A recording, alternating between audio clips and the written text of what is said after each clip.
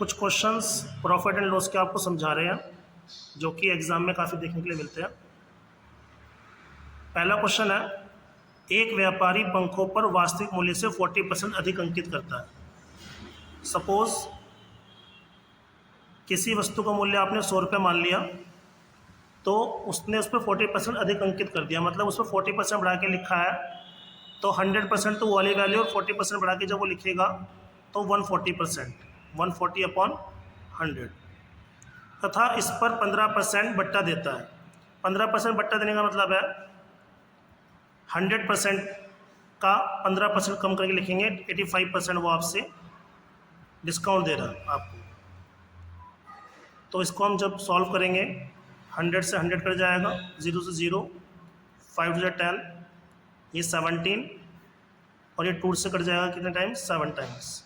इसको मल्टीप्लाई कर लेंगे, 7 7 49 का 9 कैरी 4, 7 7 1 और 4 हमारा हो जाएगा 119। तो वो पूछ रहा है कि वह कितने प्रतिशत लाभ कमाता है। तो आपने जो इसका स्टार्टिंग मूल्य माना था वो 100 माना था आपने, यहाँ पे ये 100 माना था आपने। अब आप अपना देख सकते हैं कि यहाँ 100 से वो वस्तु बिक्री है 119 रुपये की, 100 की खरीद के 119 की बिक्री है, तो आप इजीली बोल सकते हो कि 19% का प्रॉफिट कमाता है। ये 100 मान के हमें इजी रहता है क्योंकि 100 से हम परसेंटेज में निकालेंगे इसका 19% आएगा। कैसा आएगा, 100 की खरीदी 119 की बेच दी, तो 19% 19 रुपये का हमारा प्रॉफिट हो गया। अपॉन में सीपी 100 इंटू 100, तो यहाँ से हमारा प्रॉफिट परसेंट निकल जाएगा। प्रॉफिट परसेंट कितना आएगा हमारा, 19% आएगा। इसलिए 100 मान के ईजी हो जाता है क्वेश्चन। नेक्स्ट क्वेश्चन बात करते हैं, एक घड़ी विक्रेता अंकित मूल्य पर 5% डिस्काउंट देता है, बट्टा देता है। सपोज एक घड़ी विक्रेता अंकित 5% बट्टा देता है। यदि वह 7% बट्टा दे, पहले दे रहा था कितने परसेंट, 5% दे रहा था, और अब दे रहा है आपको वो 7%, तो कितने परसेंट बट्टा वो आपको एक्स्ट्रा दे रहा है, 2%। 2% बट्टा एक्स्ट्रा दे रहा है तो उसको 30 रुपये कम का लाभ होता है। उसके पास परसेंट के हिसाब से 2% कम गया दुकानदार के पास, और रुपीज़ के हिसाब से कितना कम गया है, 30 रुपीज़। तो 2% बराबर हम लिख देंगे 30 रुपीज़ के, तो यहाँ 1% बराबर आ जाएगा आपका 15 के। तो पूछ रहा है कि घड़ी का अंकित मूल्य क्या है। तो हम यदि अंकित मूल्य को 100% मांग चलते हैं, क्योंकि ये प्रॉफिट, ये जो बट्टा दे रहा है, डिस्काउंट दे रहा है, ये अंकित मूल्य पे दे रहा है, तो 100% मांग चलते हैं, तो इंटू 100 यहाँ भी कर देंगे और इंटू 100 यहाँ भी कर देंगे। तो इसका अंकित मूल्य जो आ जाएगा घड़ी का, वो कितना आ जाएगा, 1500 रुपये। एक दुकानदार प्रत्येक वस्तु के अंकित मूल्य पर 15% का डिस्काउंट देता है।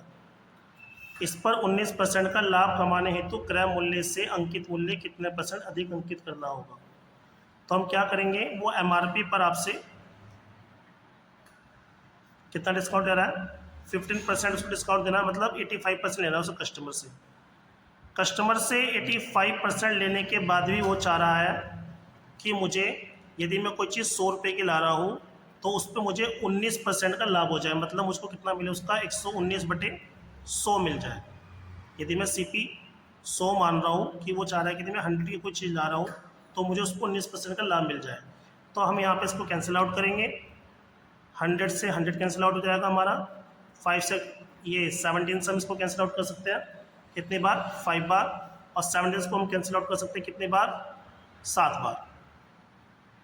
5 से इसको हम कैंसिल आउट कर सकते हैं 20 टाइम्स, 20 इंटू 7 कितना हो जाएगा, 140।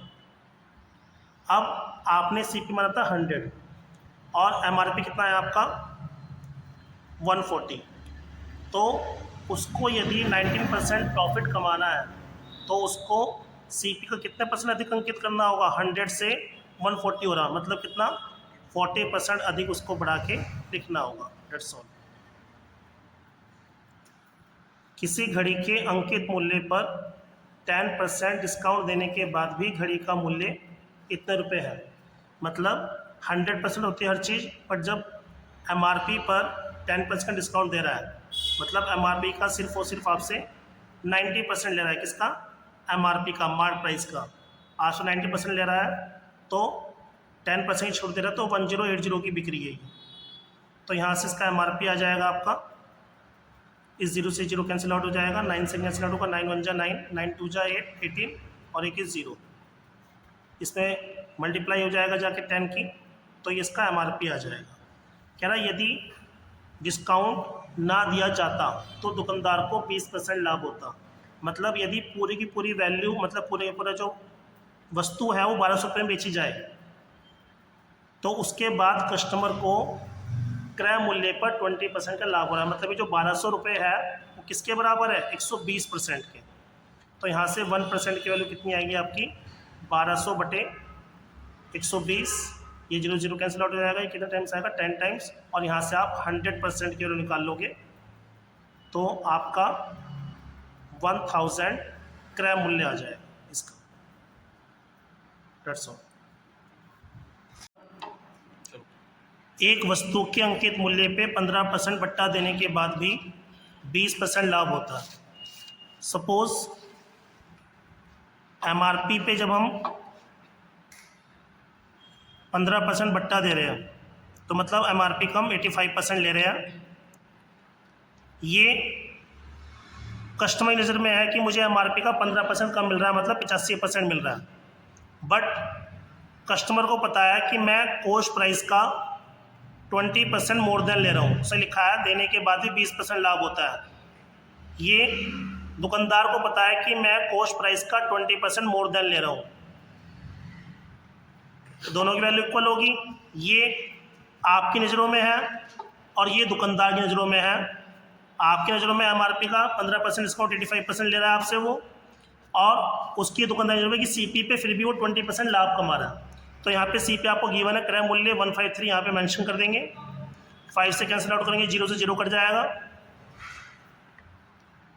इसे 5 से कैंसिल आउट करेंगे 17 और ये 20। इसको हम 0 से 0 कैंसिल आउट कर सकते हैं।